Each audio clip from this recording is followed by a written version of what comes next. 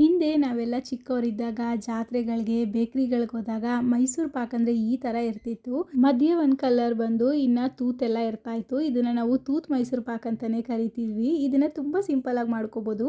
2 cup ಆಗುವಷ್ಟು ಕಡಲೆ ಹಿಟ್ಟಿಗೆ 1.5 ಕಪ್ ಆಗುವಷ್ಟು ತುಪ್ಪ ಹಾಕ್ಕೊಂಡು ಈ ಥರ ಮಿಕ್ಸ್ ಮಾಡಿ ಇಟ್ಕೋಬೇಕು. ಕಡಲೆ ಹಿಟ್ಟನ್ನು ಜರಡಿ ಮಾಡಿ ಹಾಕ್ಕೊಳ್ಳಿ.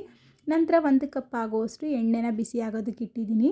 ಇನ್ನೊಂದು ಪಾತ್ರೆ ಅಥವಾ ಮೌಲ್ಡ್ಗೆ ತುಪ್ಪ ಅಥವಾ ಎಣ್ಣೆನ ಸವರಿಟ್ಕೋಬೇಕಾಗತ್ತೆ. ಇನ್ನು ಪಾಕ ತೆಗೆಯೋದಕ್ಕೆ 1/4 ಆಗುವಷ್ಟು ಸಕ್ಕರೆ, ಅರ್ಧ ಕಪ್ ಆಗುವಷ್ಟು ನೀರನ್ನು ಹಾಕ್ಕೊಂಡು ಈ ಥರ ಒಂದೆಳೆ ಪಾಕ ಬರೋವರೆಗೂ ಸಹ ಪಾಕ ತೆಗಿಬೇಕು.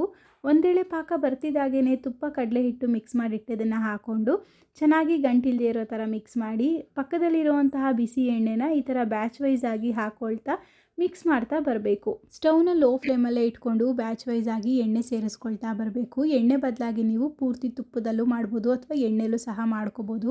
ಮೈಸೂರು ಪಾಕ ಎಲ್ಲ ಈ ಥರ ಮೇಲೆ ನೊರೆ ರೀತಿ ಬರ್ತಿದೆ ಅನ್ನೋ ಟೈಮಲ್ಲಿ ಸ್ಟವ್ನ ಆಫ್ ಮಾಡಿಕೊಂಡು ಮುದ್ದೆ ತುಪ್ಪ ಸವರಿರುವಂತಹ ಮೌಲ್ಡ್ಗೆ ಹಾಕಿ ಒಂದು ಅರ್ಧ ಗಂಟೆ ಬಿಟ್ಟು ಇದನ್ನು ಸುಮ್ಮನೆ ಮೇಲ್ಗಡೆ ಲೈಟಾಗಿ ಈ ಥರ ಕಟ್ ಮಾಡಿಕೊಂಡು ಪೂರ್ತಿ ತಣ್ಣಗಾದ್ಮೇಲೆ ಡಿಮೋಲ್ಟ್ ಮಾಡಿ ನಾವು ಕಟ್ ಮಾಡಿರುವಂತಹ ಶೇಪಲ್ಲೇ ಮೈಸೂರು ಪಾಕನ್ನ ಮುರಿದ್ರೆ ಮೈಸೂರು ಪಾಕ್ ಈಸಿಯಾಗಿ ಕಟ್ ಆಗುತ್ತೆ. ಬಾಯಲ್ಲಿಟ್ಟರೆ ಹಾಗೆ ಕರಗೋಗ್ತಾ ಇರುತ್ತೆ, ಅಷ್ಟು ಸಾಫ್ಟಾಗಿರುತ್ತೆ. ಪೂರ್ತಿ ವಿಡಿಯೋ ಯೂಟ್ಯೂಬಲ್ಲಿದೆ, ಇಂಟ್ರೆಸ್ಟ್ ಇದ್ದರೆ ಚೆಕ್ ಮಾಡಿ.